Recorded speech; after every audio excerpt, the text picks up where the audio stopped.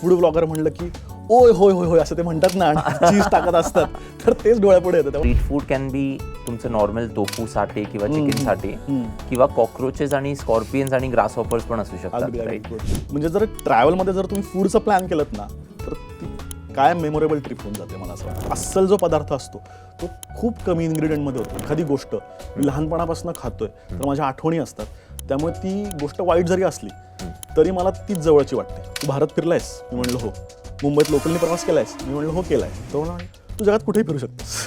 खरं तर पैसे कमी असताना फिरण्यात जास्त मजा असते असं मला आत्ता जाणवते. फिरल्यामुळे काय झालं माहिती आहे का की मी ना खूप साऱ्या माणसांना भेटत गेलो आणि हे पुस्तक वाचल्यासारखं असतं की म्हणजे माझं अस्तित्व जे आहे किंवा आयुष्यात जे काही मिळवलं आहे ते फिरण्यामुळे आणि खाण्यामुळेच मी सांगतो. टुरिस्ट टू ट्रॅव्हलर म्हणजे साईट सीइंगपासून अनुभवापर्यंत पोहोचायचं आहे असं मला वाटतं. तर मी म्हणलं खरं सांगू का उद्यापासून पेपर आहे असं मला वाटतं. कारण पहिल्यांदा आयुष्यात फिरणारे चांगला कलाकार व्हायचा असेल तर तू पहिला भारत फिर, की आधी महाराष्ट्र फिरावा, मग भारत फिरावा आणि मग जग फिरावा.